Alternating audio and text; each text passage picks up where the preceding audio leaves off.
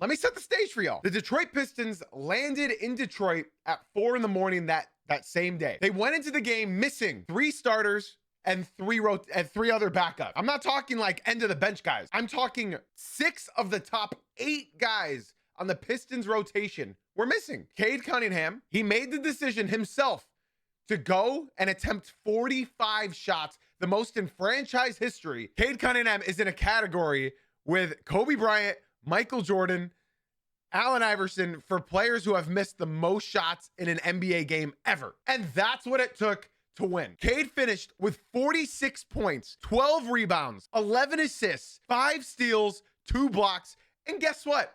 He was a plus 10 on the court. So when he was on the court, the Pistons were winning by 10 points. Now, again, it's against the Washington Wizards, so I understand that you might say they're a horrible team. They're on an 8-game losing streak. Fine. But I think we all know that in the NBA, anything can happen on any given night. CJ McCollum went for 42 points on the other side. He had a very bad game efficiency-wise. But people seem to think that Pistons fans care. We don't care. I'm here to tell y'all, we do not care about how inefficient it was. Everybody acting like they haven't seen a superstar empty the clip in a game and shoot inefficiently before is comedy.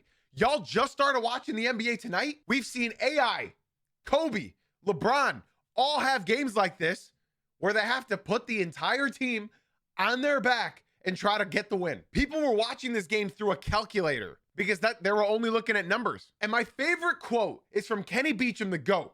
And he said, sometimes you got to stop being an analyst and be a goddamn fan. And I fully agree to that sentiment. I fully agree. People are coming at Cade and insulting him for putting up that many shots. I'm here to applaud him. We needed all of them. Cade was gassed. Duren was gassed. Again, they got back into Detroit at 4 a.m. that same day. He was missing easy shots. Shots that he normally makes in the paint. The biggest moment is that when Cam Whitmore, you're on my shit list now, bud.